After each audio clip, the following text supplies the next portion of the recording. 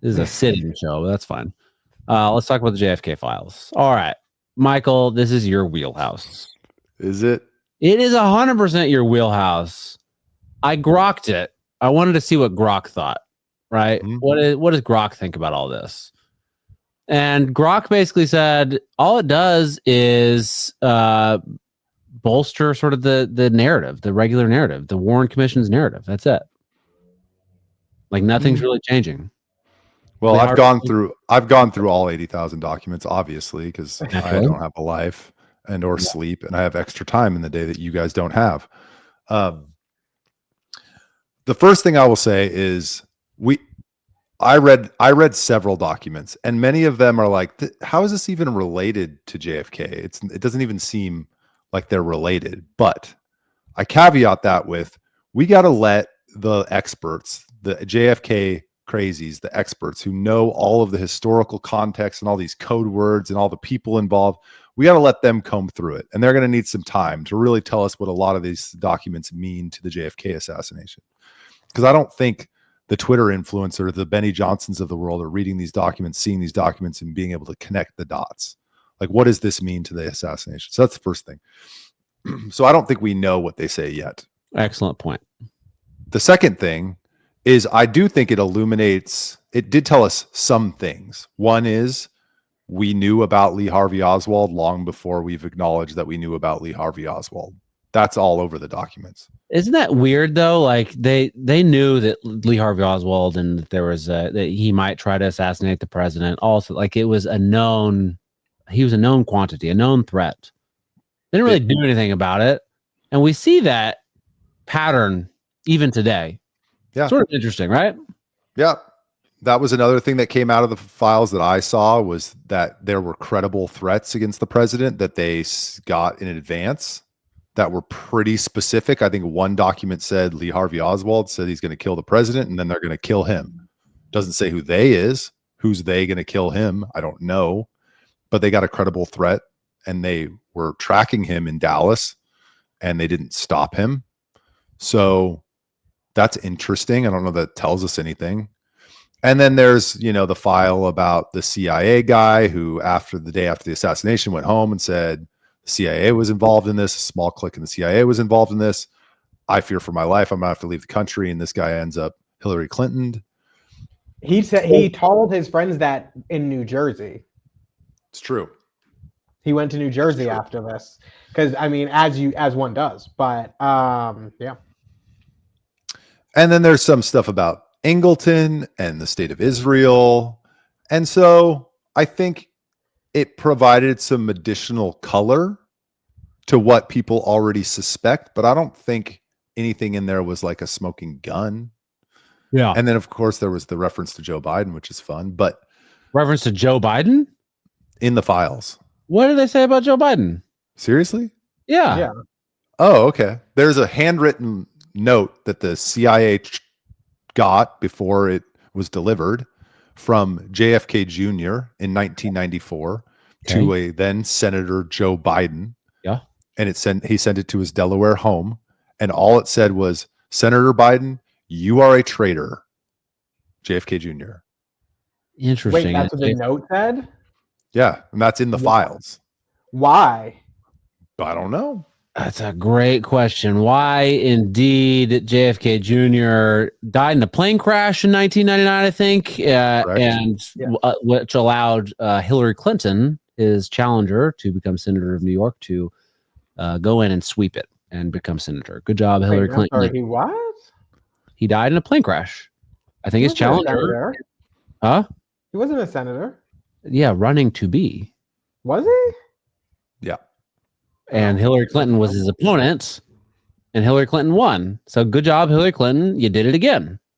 Congratulations. I'm sorry. Hillary Clinton, she was a senator in 99? 2000. The campaign was in 99. Sometimes people campaign before they, like the election. I don't know. I guess I'm having like a moment because I didn't realize I was that old. It feels like she was a senator 10 years ago. That's right, because in 2008, when I was graduating high school, she was running for president. So yeah, I guess that makes sense. You graduated in 2008? Mm-hmm. Oh God. They actually had a primary debate at my high school. Who? The Democrats. Did you go? No. Good for you. It wasn't like it wasn't for the students, but yeah, well, not for students. We don't want those people. Gross.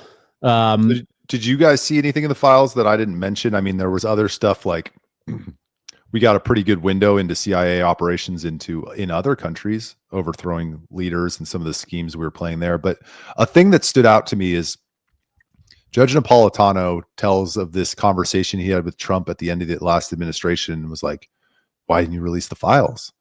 And Trump says to him, if they showed you what they showed me, you wouldn't have released them either. And everything that I saw in those documents, like, would Trump really be concerned about releasing that information? So what was he referring to specifically? Well, I think some of it's still being digitized and going through the process. So I think you make a good point. We should wait for the experts, people that have been studying this their entire lives, those totally above board sane people. Yes. It's been get their hands on it and their entire lives on this. I appreciate their work. Charles, did you notice anything in there? Were you concerned about even Australia having concerns about the declassification of the JFK files? Why would Australia have any say in this? I wonder. I don't know, and I didn't know that part. That is quite interesting. Why would Australia have any concerns about it? That's strange. I don't know that anything really blew my mind in there. I didn't think to consider what Michael said at the start of this, which is that you have people who have studied this for a long time who have not even begun to crack the first 1,000 pages of the 80,000 pages. So it's hard to really discern what smoking gun could be in there when you look at it with knowing eyes.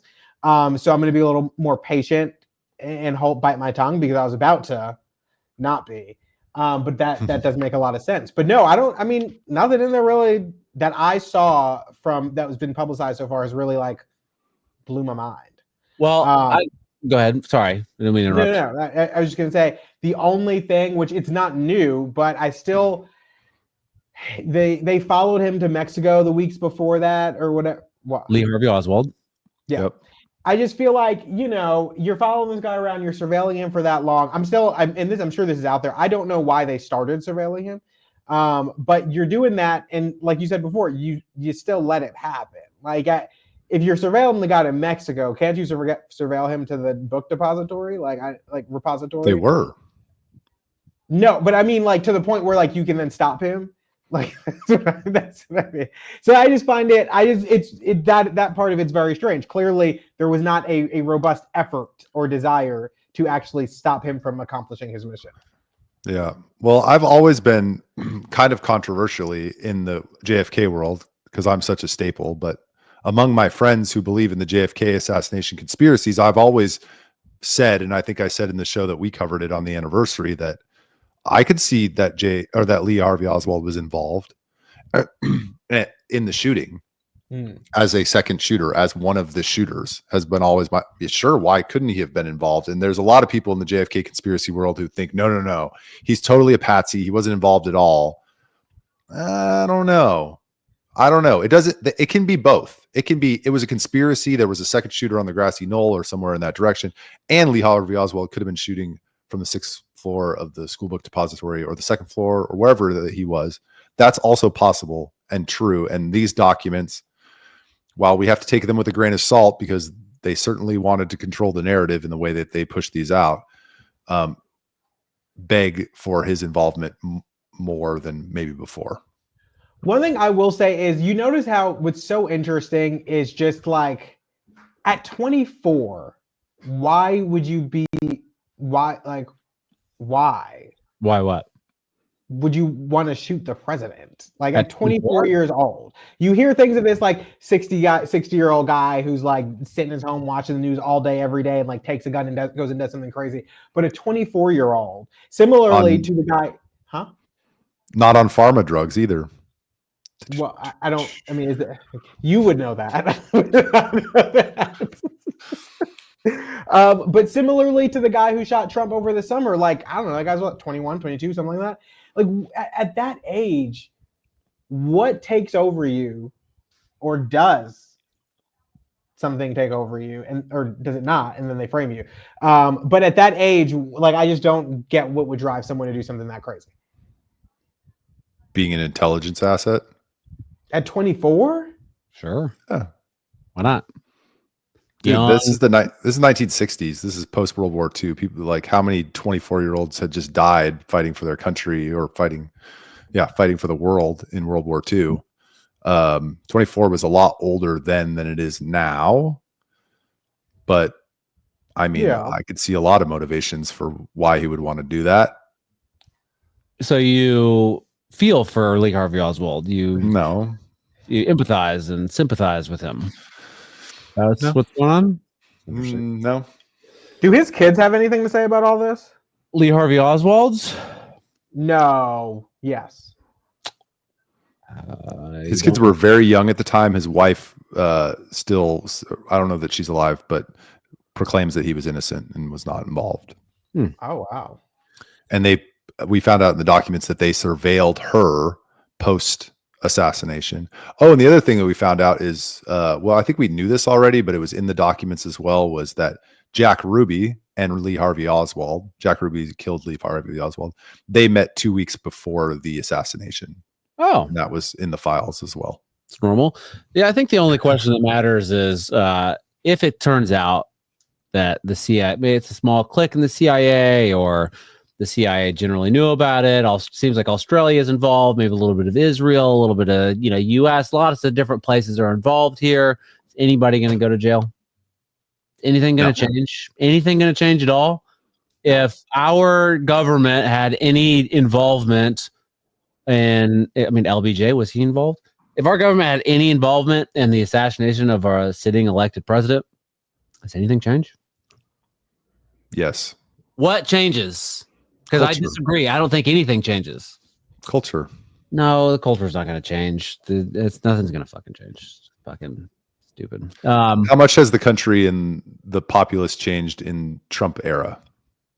Look at the Republican Party and their trust of institutions compared to in the Bush years and compared to now. Information changes people's perspective quite a bit. Sure. It has an effect on the country.